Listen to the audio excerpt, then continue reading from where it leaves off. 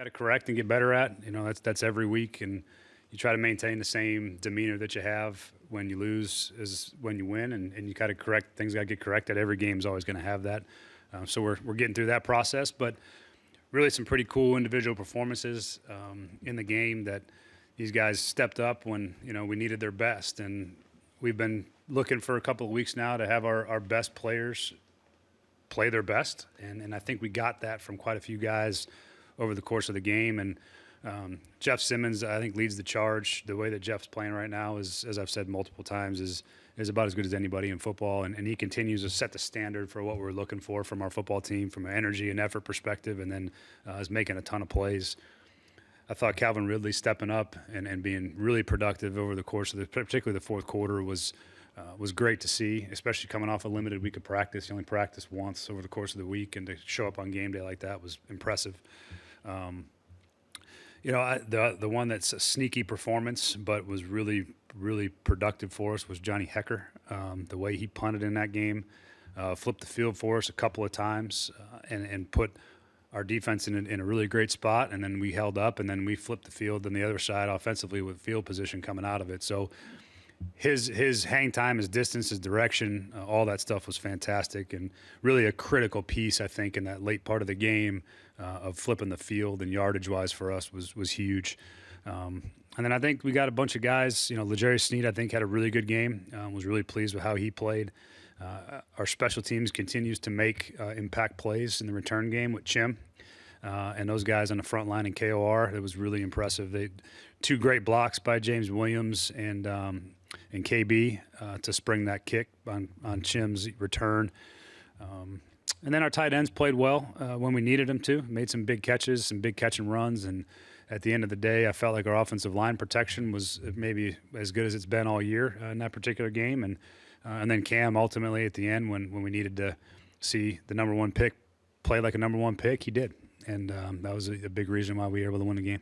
You mentioned last night that he would live in 2 minute and 4 minute if you guys let him. What's the kind of balance of incorporating that versus situational versus opponent? Yeah, I mean, there's a personnel perspective. We felt like going into that game, one of the things that was going to be good for us and help calm that defense down some. They're real multiple when you get in 11 personnel, and then particularly when you no huddle against them, they had shown to pressure quite a bit and make it hard on you. So we got bigger against them, especially early in the game. We were in some 12 and 13 and even some 21. We had some fullback stuff in there as well. So that was by design. We felt like that calmed that front down and calmed the scheme down a little bit. So that in and of itself in the game plan wasn't really part of how we were going to attack those guys.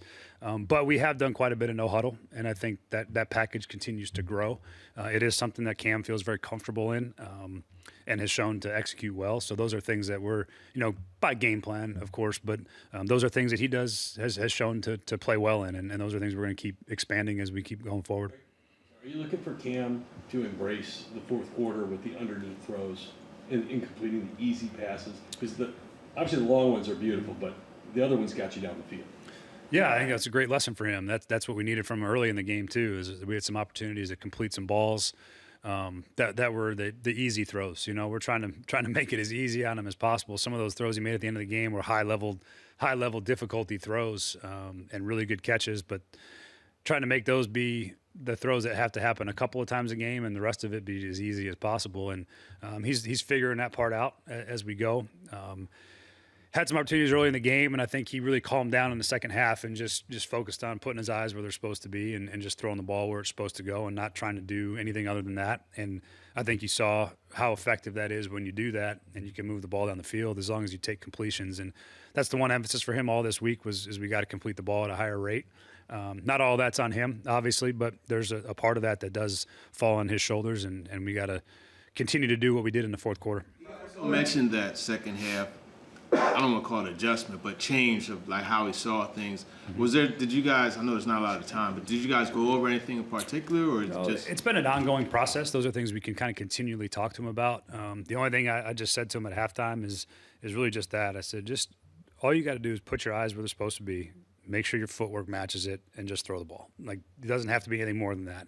And I thought he did a much better job of that over the course of the second half.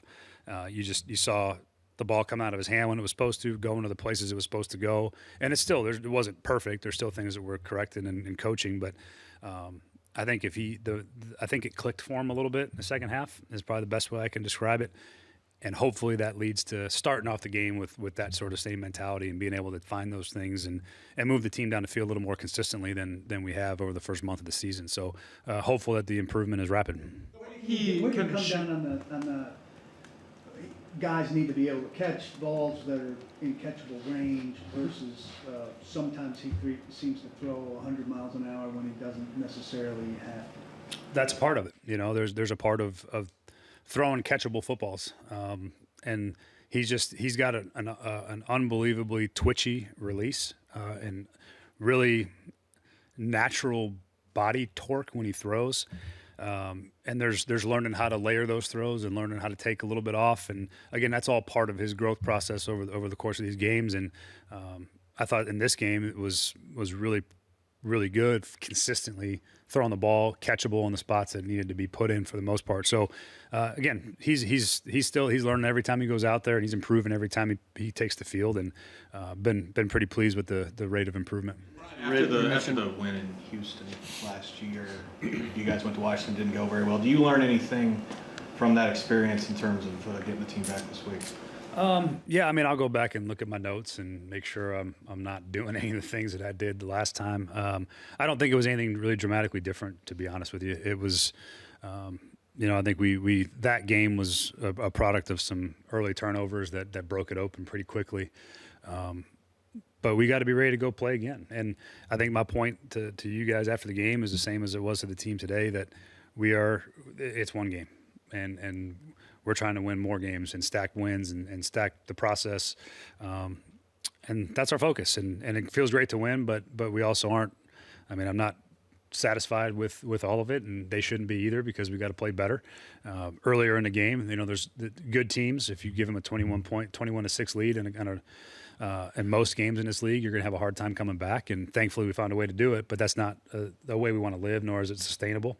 And we got to find a way to play better earlier. And I think that's the key. And having the same mentality about how we feel after a loss when you're correcting the tape, and making sure you're correcting what needs to get corrected.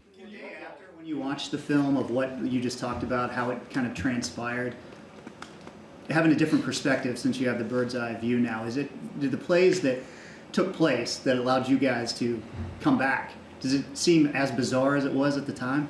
Just a I've seen a lot of bizarre things in my time in the league, and that's just the way the game goes sometimes. And what I like about what happened in that game yesterday is that, really for the first 4 games, we were the team that was making the errors to lose the game. And that's a real thing. Is you certainly can lose yourself a game a lot quicker than you can win one. And to be on the other side of that and take advantage of those opportunities when they arose, and to be able to make the plays necessary to win the game was a nice change of pace for us. And that's where you want to be. And weird things happen in this league all the time. Ball bounces strange. I mean, I could take you back to the Tebow season in Denver and show you a whole bunch of crazy stuff that happened that has no real explanation in how we won some of those games. But I think the important part is when you get opportunities to go close a game out and win it, we did that, for the first time all year. And we weren't the one that was putting ourselves in position to lose. And I think that's where I'm the most proud and the most excited that maybe we've, turned a corner in that regard. What led to maybe Cam and Calvin having so much success yesterday, and how much do you hope that's kind of a confidence builder, springboard for those guys? Yeah, I think somebody asked me a question about that maybe on Friday, just about how do you get Calvin going, and my answer is the same then as I think is now, is that you just got to keep finding ways to use his skill set. We protected well in the game, which I think was a big part of being able to push the ball down the field a little bit more and find some explosive plays. But I got a lot of confidence in Calvin, and he's shown his ability to change the game for us, and he just needed to capitalize on the opportunities, and I think he was in the right frame of mind to go do it, and really played well for us down the stretch of the game, and we needed every bit of that to be able to win, and we're going to need that moving forward too. So got to keep putting him in the right spots and giving him opportunities, and we keep protecting well and giving Cam a good pocket, we'll be able to find him down the field. When you talk about Cam's kind of comeback in that fourth quarter, how he played there, can you look back at maybe just some of the other quarterbacks you've been around? Any of those guys kind of come to mind and their ability to shake off a rough 3 quarters or a rough start like that in the same way Cam was? Yeah, that's a requisite for NFL quarterbacks if you want to win games. It's always going to come down to the end. Every one of these games is usually in some version of a one-score game.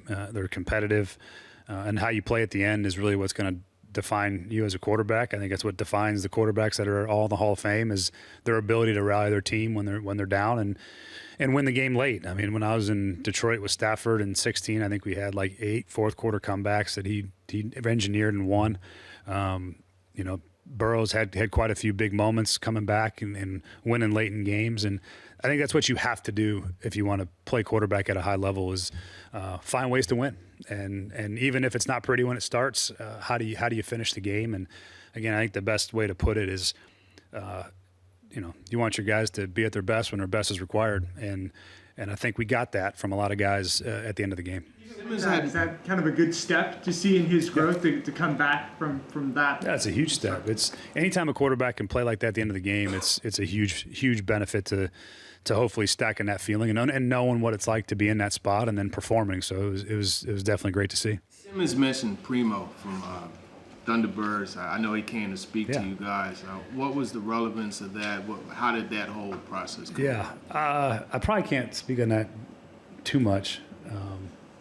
What am I allowed to, or should I? Jim will get it. Okay.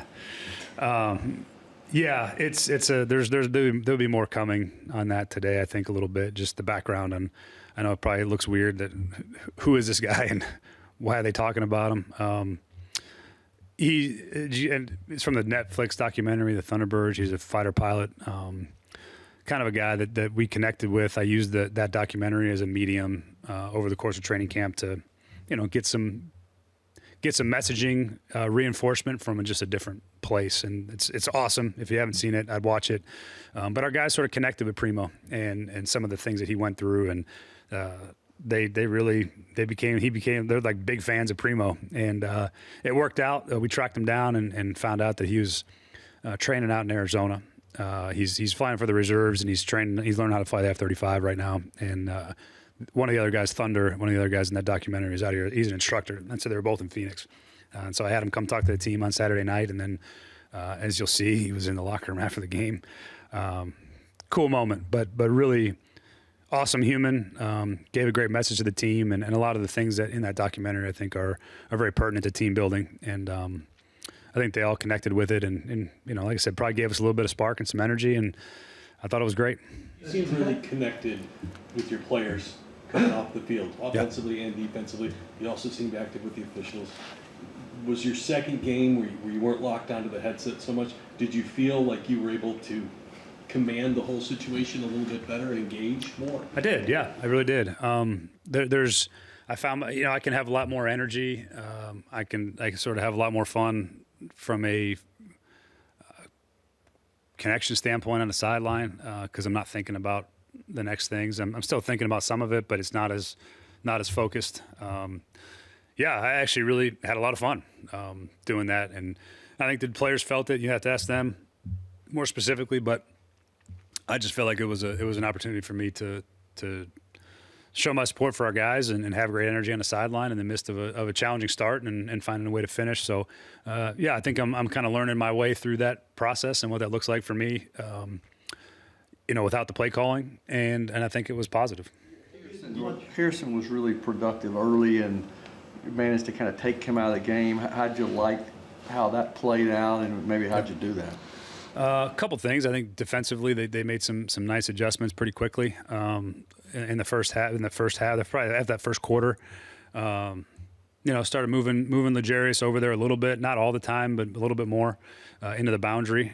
But I think what made it more pronounced was that I thought we rushed really well. And I thought we didn't give him a ton of time to make plays off script, and that's really that touchdown was an off schedule play. But I think those guys did a really good job of rushing and containing the quarterback and making it hard for him to hold on to the ball long enough. And that's how you win in this league, if you can disrupt the timing of the offense and not let him get the ball down the field. I mean, it's things we've dealt with for the first couple of weeks, and our defense did a good job of settling down and figuring out some answers.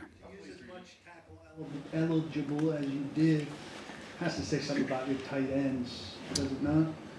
No. I mean, we're the thing about our tight ends is we're a little bit smaller in stature. You know, those guys block willingly and they're tough at the point of attack. But anytime you can add a tackle in there and increase that size and strength at the point of attack, you do it.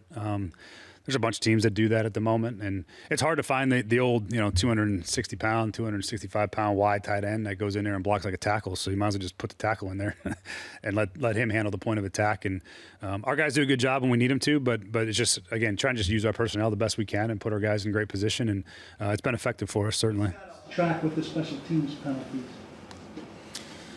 We had the block in the back by Marcus was close. I mean, it was close enough that they're going to call it, but I thought that was a tight call.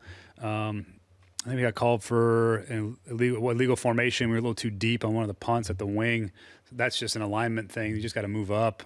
Usually they warn you for that. I'm trying to think of the other one. I think we might have had a false start maybe on the kickoff. I think we left a tick early, so nothing dramatic. I don't think it's anything crazy. We just little things we just got to tighten up. It's not even close to the play. Like, why even engage? He was the corner on the return. He was far away from It was. I mean, it was one of those things where you try to get a flyby, and you can see him pull his hands off. I mean, he's not trying to block him in the back, but it was close enough to where they felt like it was a call. And we'd like to be a little cleaner technique-wise there for him and not put himself in that spot. And really, you really want to fly by and keep your hands off so they don't flag you for that. So it's a technique thing for him more than anything else. Wait, Spears and I guess Winston playing for the first time. Yeah. It's good for Taj. Taj, I think, had 17 snaps, had a couple carries. He was in there some pass pro. Good start for him. Really good start. Getting back to playing, just like all these guys that come off these injuries. It's hard to throw him in there for a full tilt. But he played a good role, and in that role keep increasing, I think, as we move forward. And Kevin did some really good stuff on special teams. You see him; he's getting his legs back underneath him. It was good to get him out on some game action. It's been a while, I think 13 months since he's played in the game. So we'll be smart about that, and he'll start getting bits and pieces of defense as we keep moving forward, and he'll keep doing some special teams. So we'll keep increasing his role as he gets in better shape, and hopefully see more of him. But he was really impressive in practice this week. You saw all the things that make you excited about his potential, and I think his role will continue to grow. What do you make of this trend of the guys dropping the football before they get to the goal line? Do you bring that up with your team? Yeah. God, every time it happens, you bring it up. Yeah, we have a saying we say letters and logos, and you never under any circumstance do you let go of the ball until you're through the letters and the logos of the end zone. And that's something that I know every team in the league preaches. Every time it happens, we show it. On Fridays, we show it. We show it when it happens in college. We show it when it happens in the league. We showed it Donnie Mitchell last week. And just don't relax and just run through the letters and the logos, and you're never going to have a problem. And, sometimes just keep the ball in your hands so you can keep it for later. You know what I mean? That's I don't know. It's wild to me that continues to happen. And I know it's getting coached everywhere in the league, and it pops up 3-4 times a year, which is crazy to me. Eric has 29 tackles the last 2 weeks. I'm guessing that's more than just a number right now. Super productive. He's really starting to play well. He plays the game you need to play at linebacker. He plays downhill. He plays physical, and he finds the ball. I mean, there's no substitute for a guy that can get the ball carrier on the ground and tackle it. I think what's even more impressive too is I think he played 56 snaps of defense, and then he added 17 more special team snaps because we had some injuries in the second half, and he took more snaps than anybody on our team yesterday, and then played well on special teams on top of it. So he's really come along. He's growing. He's becoming the type of player we envisioned him being. He's still got things to keep cleaning up, but his production on the ball is undeniable, and his physicality and how he plays is what we're looking for. Chim's near the top of the lead in all-purpose yards. Mm-hmm. Obviously, you're going to say that's great, but how can that be something that you guys can take more advantage of too offensively after he does with you guys? We've tried to find some things. We've tried to manufacture some things for him, some easy touches. some screens, some reverses, some things like that. That stuff will continue. He got targeted down the field a few times, didn't connect on it, but got targeted a few times down the field. He's got real speed and he's got real ability to track the ball, and we're going to keep finding roles for him to play. He's certainly earning it. He's turned out to be everything I hoped he would be. Is a really good young receiver and a really good return man, and he's got some ability to be explosive, and we got to keep finding ways to mix him into the process on offense as well. So just like all these young players, their roles will continue to increase. It's been 10 months since you guys have had a victory Monday. How much does it relax or lighten the mood around here? And what does it say, the fact that players are here today, maybe to your point that you're not satisfied with one? Yeah, we got work to do, I think it feels great. Don't get me wrong. I mean, it's super positive, and it's a whole lot easier to go talk to the team. It's a whole lot easier to come talk to you guys. Everything's, the coffee tastes a little better. The sky's a little bluer, but at the end of the day, it's just like anything else. It's just one game. It's one win. We don't want to overreact to it. We want to take the good and move on and keep those things. And then we got to correct the things we got to correct, because there's plenty of that. And so we keep trying to do things the right way, and stack doing things the right way, and hope that it continues to pay off. And yeah, we're here working because it's not that time yet. Those you earn days off by winning a couple of them and doing that, playing well enough to win 3-4 in a row, and you can start talking about having days off. But we got to keep rolling, and our guys are on the same page, and we know we got to have another great week of practice, and we're looking to go back out west and try to get another win. What involvement did you have with Bo and Nick on that last drive offensively? Yeah, I think that the cool thing for me is Bo and Nick work really, really well together. Nick's role is incredibly important.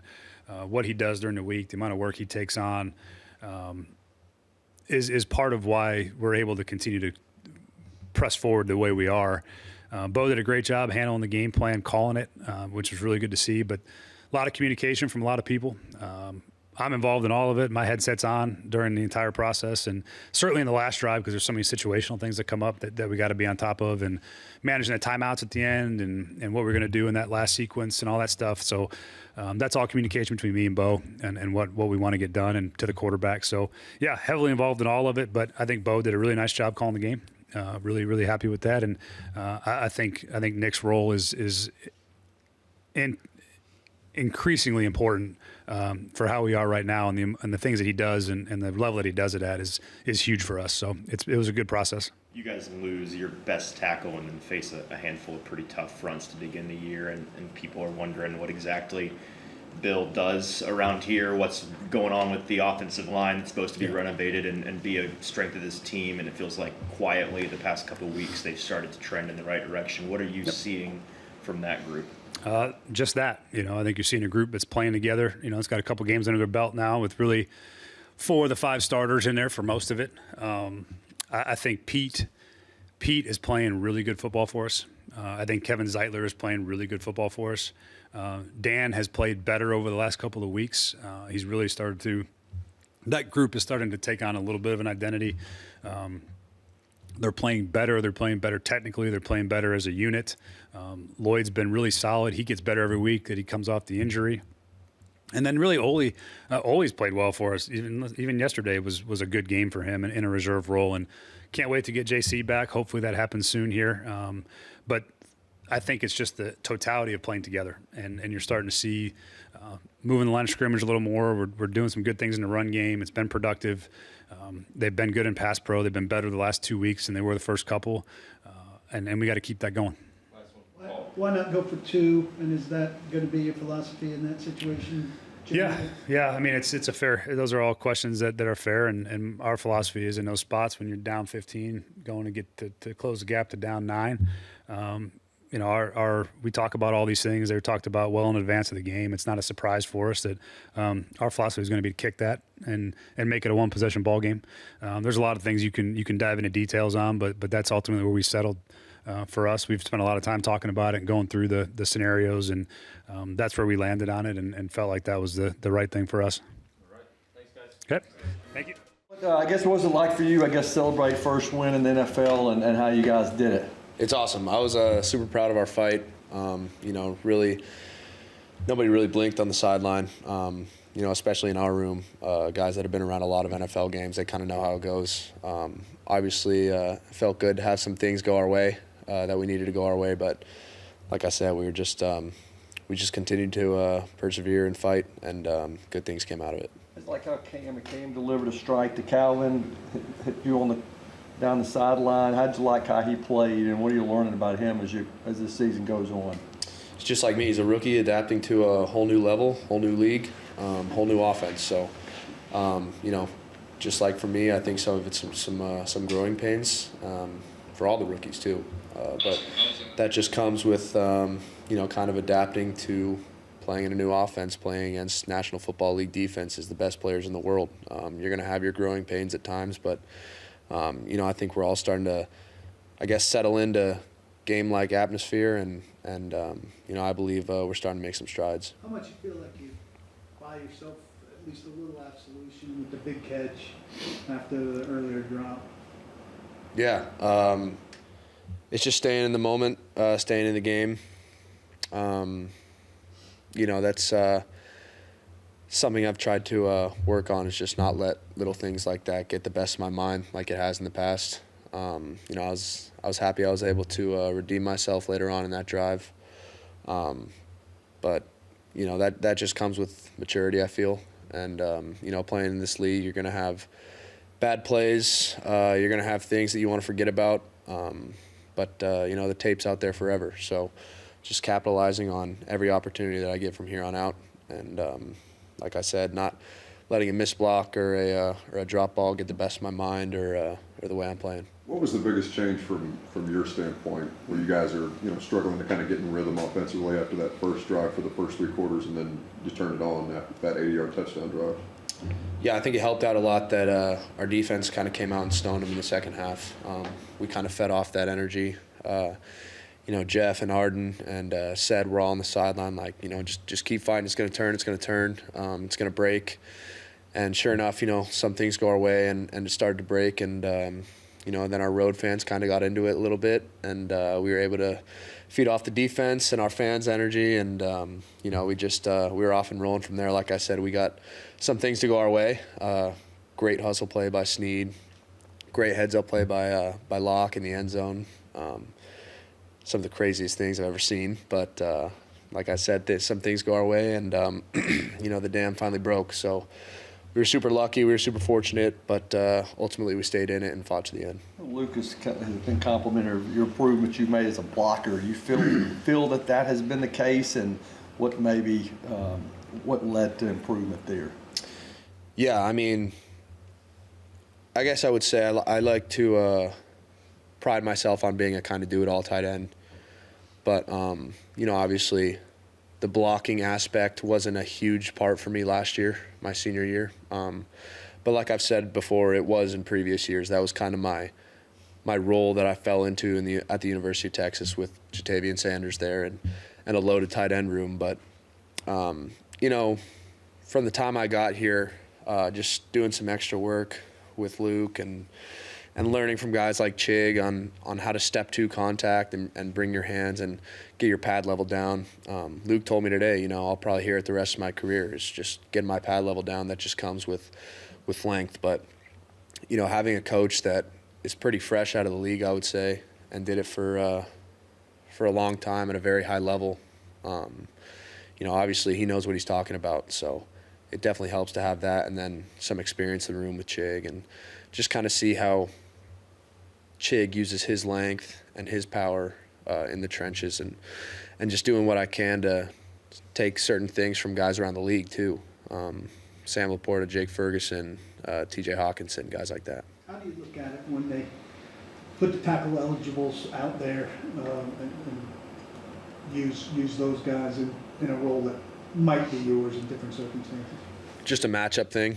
Our offensive coaches are great schematically, and that was the matchups they wanted to get this week. So I would say it was just a game plan oriented thing. I don't look at it as they want him out there because I'm not getting my job done. I look at it more as all right, we want to establish a run game. We want to get big people out there to match up better with their different defensive personnels and packages. So I love the game plan, obviously it worked out in our favor. Lots of rookies on this team. Cam's first win, also your first win. How do you guys, as the rookie class, kind of celebrate this first one after a tough start? Yeah, I think it's kind of been reiterated, but winning in this league is hard, and a lot of things have to go your way for you to win. You got to be the master of the things you can control. Pre-snap, post-snap, alignment, things like that. Things that I guess we harp on pretty frequently every day around here. It's gotten better as we've gone on from week to week. The penalties have gotten less. The alignment errors have gotten less. Guys are making their plays. Guys are feeling more confident. We're starting to click. We're starting to build chemistry with a young quarterback, young receiver room. So, as long as we can just continue to take a step forward, 2 step forward, maybe 1 step back, and just kind of keep that steady growth going, I think we're going to be in good shape. You played in the SEC, college football playoff, all that. What's been the biggest difference this level from that one? Technique is everything. Being a good player in college, you can kind of get away with high pad level, poor hand placement, but kind of, I would say, getting thrown into the fire as a Y tight end in this league as an early age, technique is everything. And I'm still kind of working out those kinks, and it just comes with some time. And I'm super grateful for the opportunity that I have to play as a young player in this league and kind of build those calluses and work on that technique in real game situations against, like I said, the best players, best edge rushers in the world. When you're running one of those goal line corner type fade routes, at what point in the route do you actually see the football? How much of it is trust that the ball's going to be there versus looking over your shoulder? How do you manage that? Yeah, Cam told me pretty early on in the week. We saw A.J. Barner from Seattle run that route, Elijah Arroyo from Seattle run that route. So we knew we could potentially take advantage of that. We knew that he could probably, after running one of our core concepts, be trailing the hip. So Cam told me early on in the week, he's going to throw it up like a fade and, just use the abilities that I've had, the abilities that I've shown to go up and make a play. And, he obviously trusted me enough to go up and get the ball. So, I believe that's why I'm here, to make plays like that. So when it comes to those type of catches, it's a non-negotiable for me. Thanks, Gunnar. Thanks, guys. Appreciate you coming up. What's it feeling like? I know you guys have been working to try to get to this moment. What's it feel like today compared to maybe some other Mondays, and how do you kind of keep this feeling going? Definitely a better feeling in the building all around. Finally got that win off our back, and we did it the way we wanted to do, is finishing in the fourth quarter.